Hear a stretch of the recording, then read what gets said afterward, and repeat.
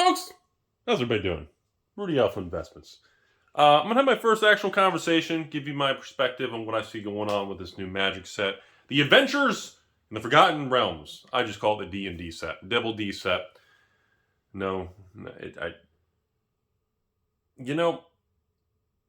set looks good. There's a lot of unique mechanics. I like this whole kind of dungeon crawling kind of feel thing. Old school, big fan over here of the Diablo, Baldur's Gate type of era when I was young. But the demand does not feel nearly as strong as I thought it would. And I don't really know if it's a singular reason or if it's just a lot of variables kind of pulling in different directions. So right now, we have obviously the typical supply shortages where draft boxes are impossible to get unless you just want to go buy through Papa Amazon Jeff Bezos for $120 plus tax, $135 out the door or whatever. Or if you go on the open market like TCG players, something like $140, $150. It's crazy. Of course, the typical supply shortage problems, multiple waves, always creates all kinds of issues. Especially even right now on the D&D set boxes, there was issues and delays where now there's multiple waves. So some people are going to be pissed because people who pre-ordered months ago are now being told they're not going to get until post-release, and that means the price is going to go higher or lower, and it just creates all kinds of turbulence in the market. But I'm just really surprised I don't know, maybe it's because it's off some people believe coming off the backs of Modern Horizons 2, the expectations are skewed. And that's all of ours, that's everyone's fault, including myself and everybody who's into the cards, because we're coming off this really big high of MH2 with ridiculous fetch lands and mythics and foils and etching and sketching, and it's just so much going on. And then when you go back to a D&D draft box that's $140, people are going, why should I buy a D&D draft box for $140 when I can buy a Modern Horizons 2 draft box for like $220? That's kind of some of the comparisons going on right now.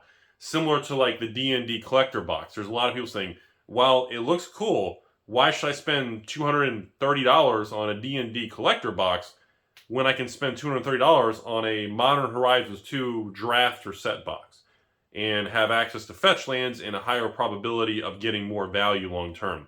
Obviously, one is standard and modern, but you're seeing a lot of interesting comparisons. And I kind of had high hopes that this was going to be the standard set of the year. I felt that, the D&D set was going to be the heavy standard set of the year, followed by number 2 being StrixHaven. And then, of course, after that was going to be the end of the year set. And then Kaldheim is just, nobody's buying it. I don't know what's going on with that. I wouldn't be surprised if Kaldheim gets cut off early on production and supply, similar to like a Dragon's Maze or not Gatecrash, Dragon's Maze, or what was the other one?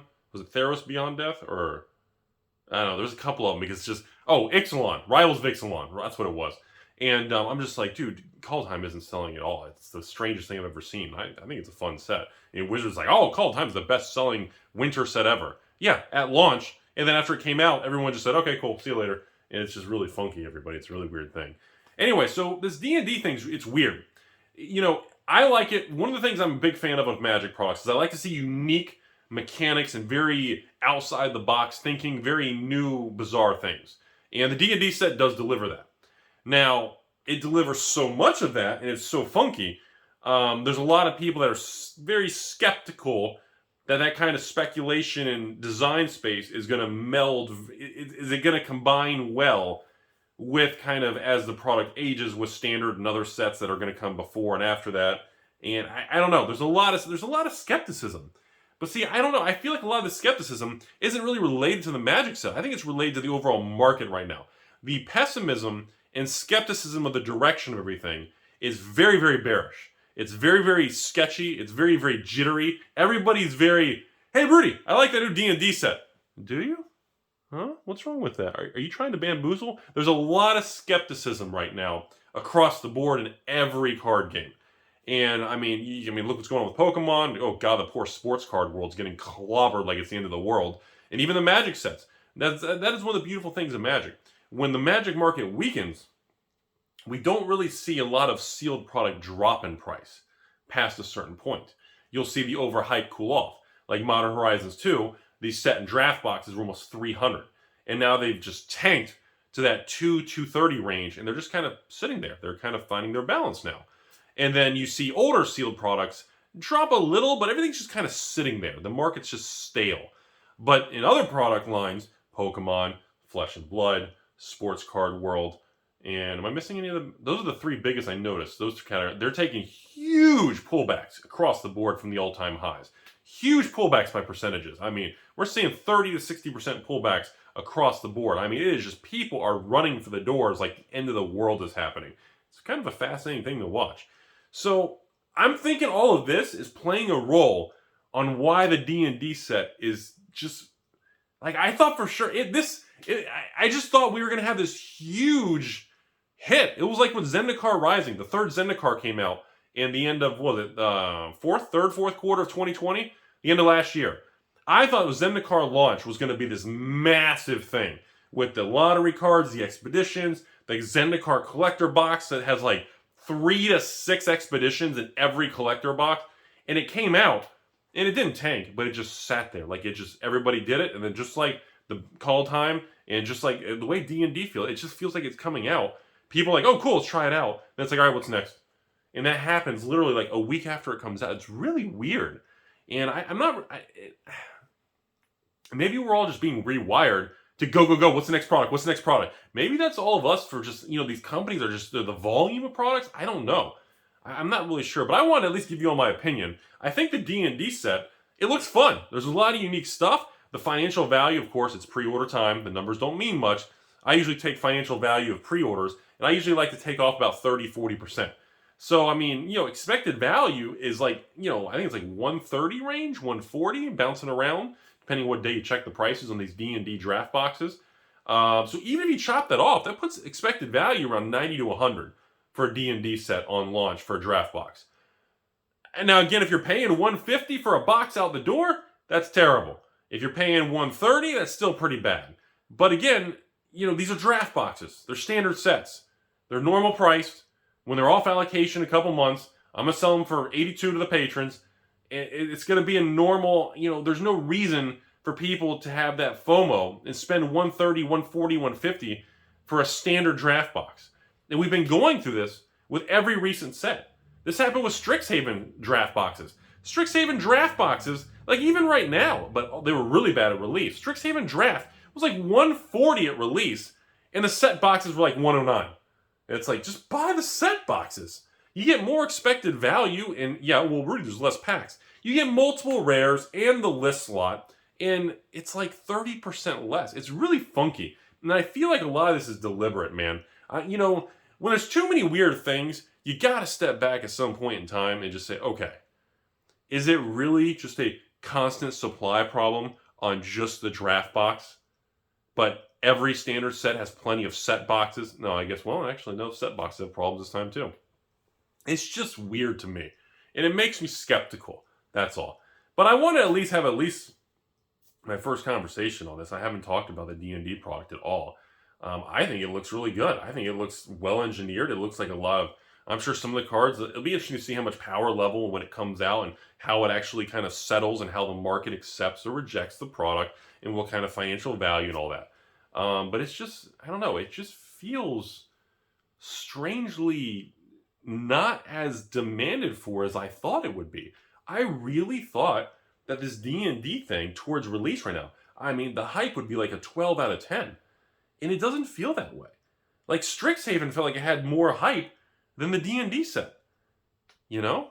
And I don't know if it's a temporary thing, but I personally am blaming Modern Horizons too.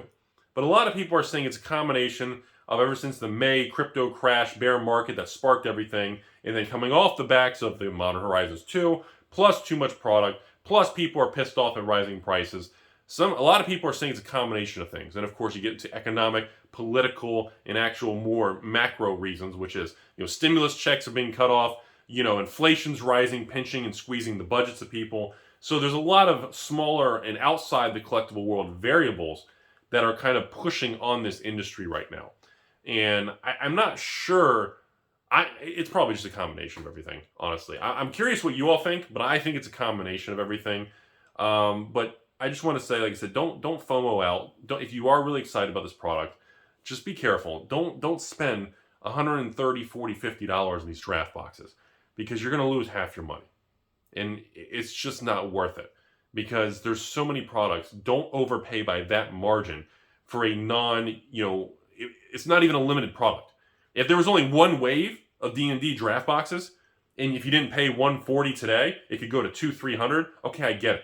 This isn't a limited item. It's not a first edition special version. It's not a collector box. This is, the draft boxes are the most marked up thing, and I don't understand why. I don't even sell those things. I don't even offer those at release because of the issue of the allocation and just the overpricing of these things. I don't understand why it seems to be getting worse each set, but it's kind of, it's the market's fault for paying it. I mean, the only way it'll correct itself is people vote with their wallets, and that's not happening. So it's kind of a weird thing, So that's all I have to say. Kind of have a market update video. We'll do another one of those pretty soon, but I want to at least talk about the D&D, give you all my opinion.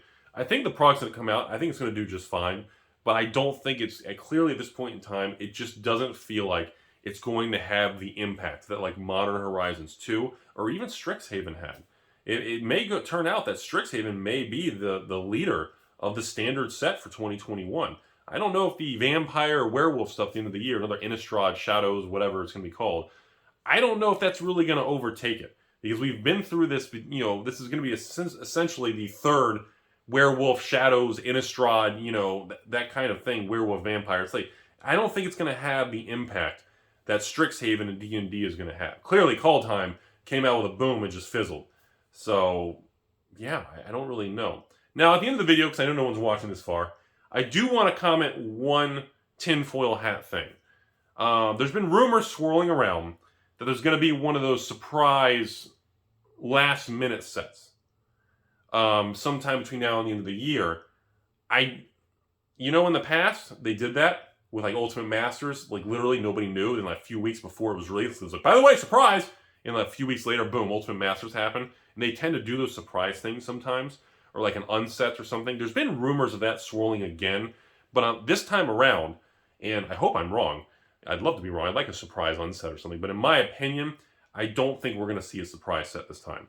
Ever since the 2020 thing, surprise or last-minute sets, I just don't think are that possible because of the issue with printing and logistics, because the world is still very kinky and quirky and just not smoothly and efficiently ran right now. Still a lot of issues. So while I would like to see a nice surprise fun set, I don't think we're going to see that. I remember that rumor was swirling even in 2019 and in 2020. In 2019, I actually thought it was going to happen. Or was it 2019 or 2020? One of them. I remember talking about it, and it didn't happen. I was really disappointed. And then it was started to swirl again in 2020, and I said, no way, because of the problems. And I still feel the problems are persisting with logistics, printing, and supply, and all that crap. So I think there's no way and chance that we're going to get a bonus surprise, but I'd love to be wrong. I mean, the rumors are swirling. I love to be wrong, because I like fun sets, but yeah, that's it. Just very surprised. Kind of a different type of video before a new product release. Just, the hype is still just on Modern Horizons 2. People want that product. I get more messages daily for Modern Horizons 2. And then the people who are talking about D&D, they want it and they're excited. They're just like, yeah, Now the Commander deck set and some of the set boxes, some of the other D&D, the Commander deck one and the collector boxes, not the set box, I'm sorry.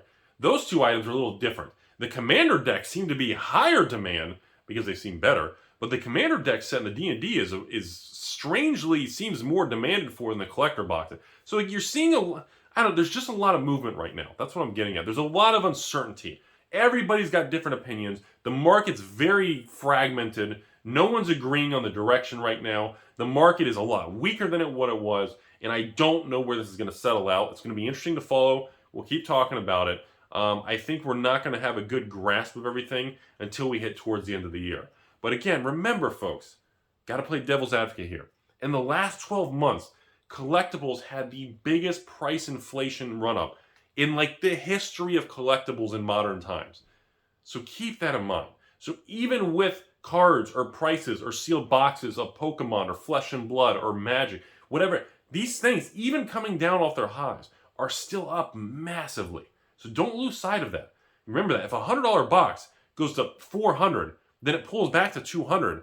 I mean, the return is still very aggressive. Now, if you bought the tippy top, that's different. But overall, in Magic, Poker, all these card games, just be aware, the run-up was so massive, even a short-term pullback, it's going to be short-term, folks. I've been on YouTube 6 years. I've seen these 5 steps up the staircase, and then we take 2 steps back, and then we go up 5 more. I've seen this run up, cool off, run up multiple times, and it only goes higher each time, and it never hits the previous low. So just be aware of all this. If you've missed out on a lot of things, as we move forward and things are cooling off now, this is the time to take your time. Don't be the hero. If you want to be a part of this industry, slowly pick the things you like, look for deals. And when I say look for deals, just look for things that are cheaper than most recent sold listings on eBay. And make sure you factor in the shipping and taxes and everything, because it can skew the numbers. But yeah, just be aware of that. So overall, yeah, it's weak, but it's nothing like what I saw in like 2017. So just remember that, folks. Just wanted to lay that out there, because just because we talk about when things skyrocket, and then now we're talking about when things are weak, you know, we have to discuss both sides of the coin, but just zoom out and don't lose sight of the full perspective. I think that's very important. So that's all I got. Have a great day, Giggity.